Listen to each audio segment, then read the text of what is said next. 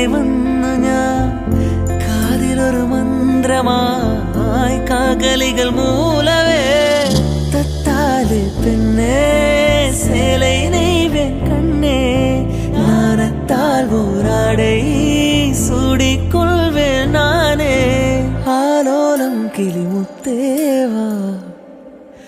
ஆதிரராவிலுரம்பிலியாய் செம்பூவே பூவே உன்மேகம் நான் வந்தால் ஒரு வழியுண்டோ